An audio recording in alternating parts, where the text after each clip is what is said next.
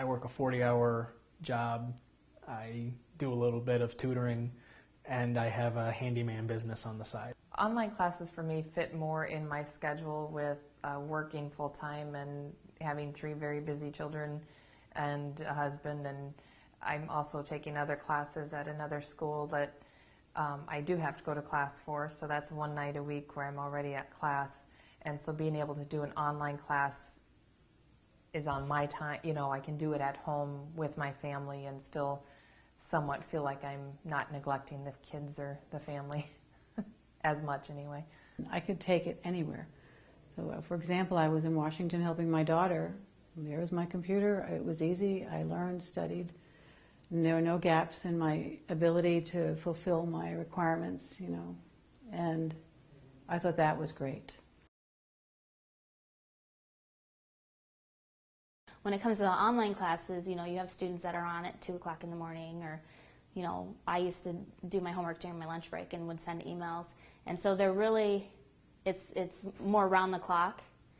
With online courses, it's great because it's flexible and I can get in when I have time, but at the same time, it really makes it easy for me to procrastinate. I think the thing that I liked the most was the flexibility.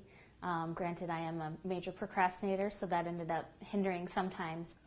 Whereas with a face-to-face, with a regular meet time, that's much harder to do.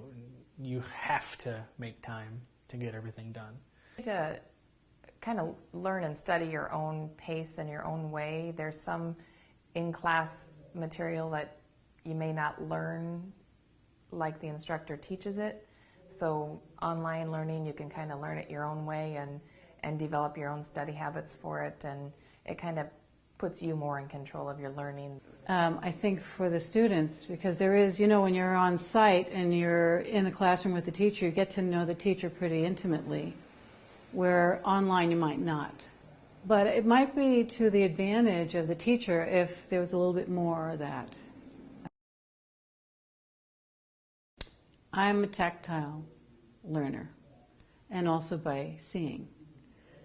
My husband and I were just discussing that, how if we want to learn how to play a sport, we like to watch it, and then we can imitate it. So for me, the online learning experience, I've had to use all the tools.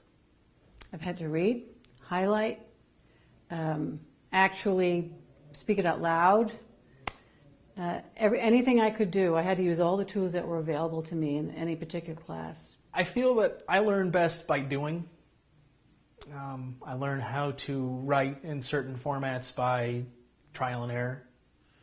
You know, teach me how to fix this machine, and you can talk about it and show me, and I'll have a pretty good idea what I'm doing, but I really learn it by doing it.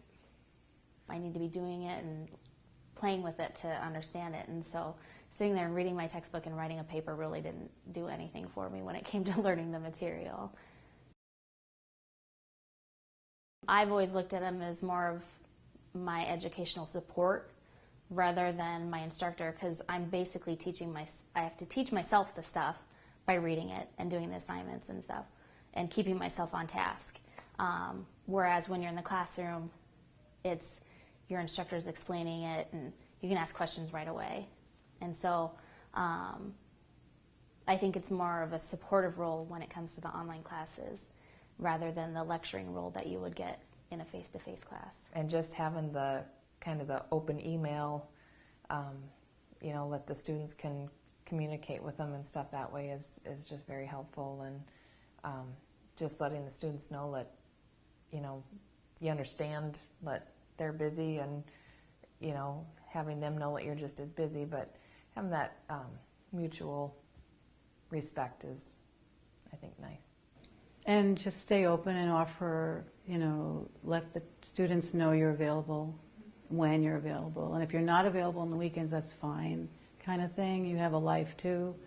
But if it's clear and it's consistent when, where, and the syllabus is clear, grading is clear, then I think that's all you really need to know.